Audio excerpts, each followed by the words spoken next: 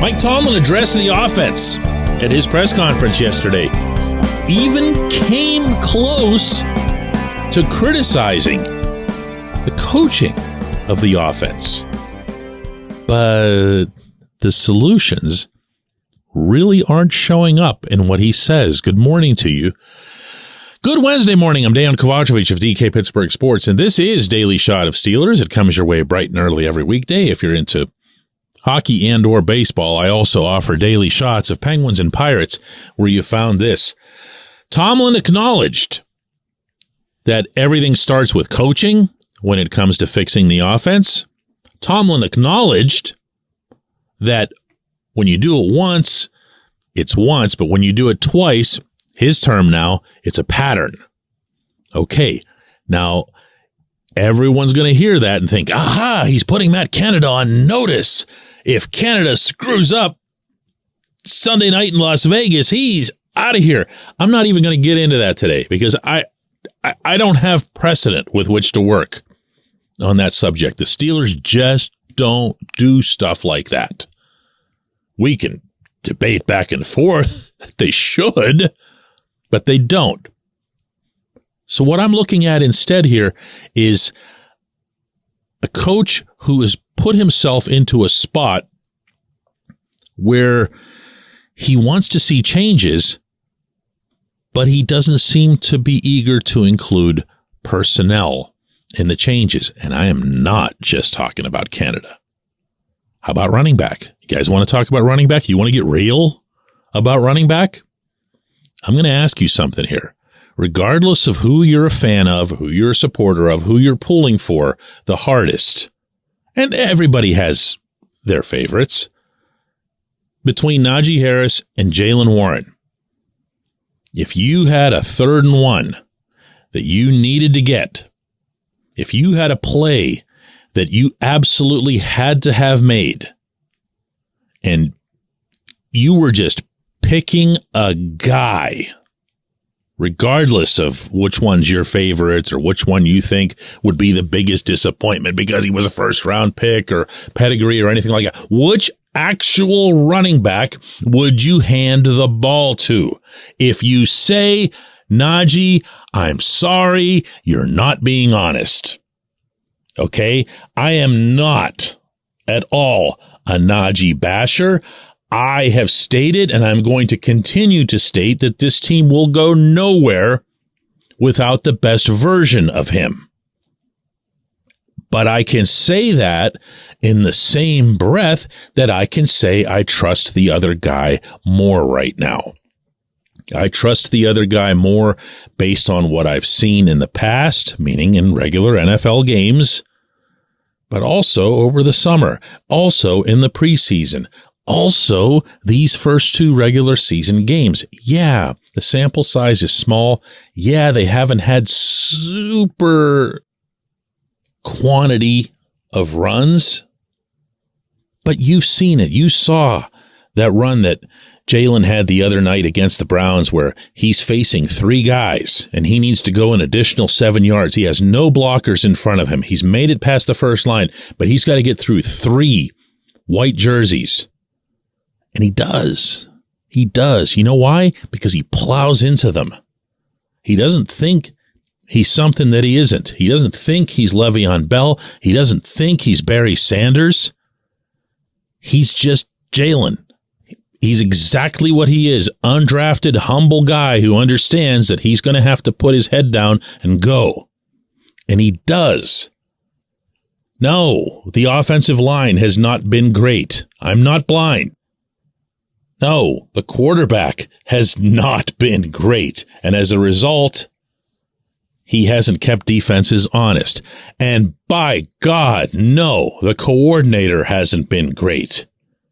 Because he's looking at a 5-man front from the Browns, meaning 5 down linemen to start the game the other night. It took him 2 full quarters to grasp that required an adjustment. But at the same time, one running back is running better than the other. So you know what? Use him more. This is what I'm talking about. You know who's been this team's best blocker in the running game? Hint, It hasn't been an offensive lineman. It's been Darnell Washington. Don't overthink this. Use him more. You know who's been the most dependable, handsy guy? In particular, without Deontay Johnson in the fold, it's been Calvin Austin. Use him more. If you're waiting for me to bring up the quarterback, I'm not going to do that. They've committed to a quarterback. So this is a lot like discussing the firing of Canada mid-season. Not going to happen. Not going to happen. Nor do I think it should happen. Because what we've seen from Kenny in these first two games is out of character, is out of step with his own precedent. I do believe he's going to bounce back.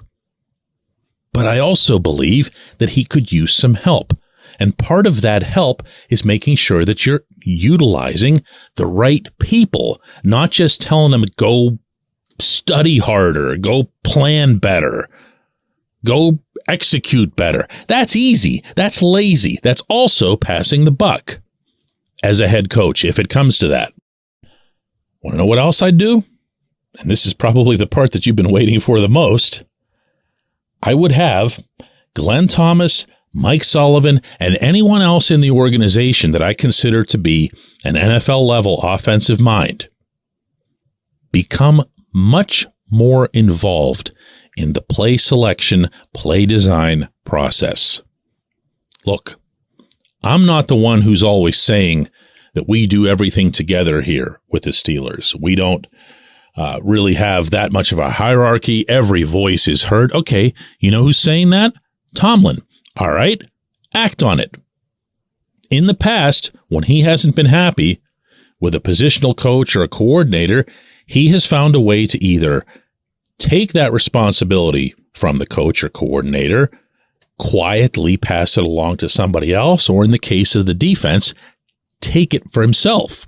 Well, he's not equipped to do that on offense. He's not an offensive coach. But he's certainly both equipped and authorized to get somebody else involved in either assisting Canada or just flat out taking over the role. Me and you don't have to know about it. In fact, I'm sure his world will be a lot less stressful if that never gets out.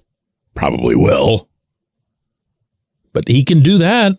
He can do that. Is he going to? I don't know. I don't ever get that sense from him. He does not like making personnel changes. He doesn't like it with coaches. He doesn't like it with players because I'm sure he doesn't like letting everyone know, hey, we blew it here. We blew it. We should never have gone into this season with this setup, with this coordinator, with this player playing here, with that player playing there. When we come back, J1Q.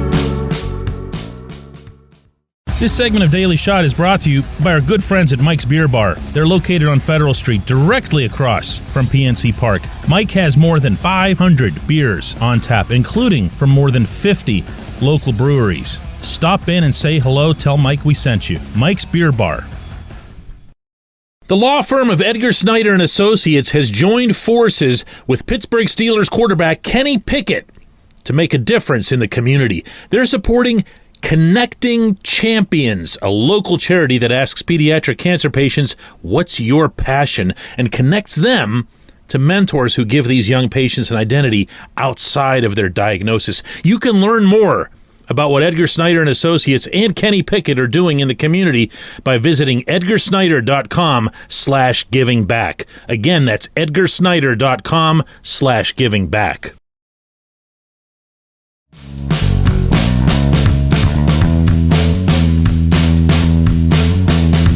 Today's J1Q comes from Clayton, and he says, DK, at this point, we've all had conversation and debate about preseason versus regular season, but I can't help but chuckle a little bit when I think back to Kenny Pickett throwing that absolute dart to Pat Freiermuth for a touchdown in the preseason, and then Kenny swinging his arms and strutting with a big smirk on his face. Where has that Kenny gone?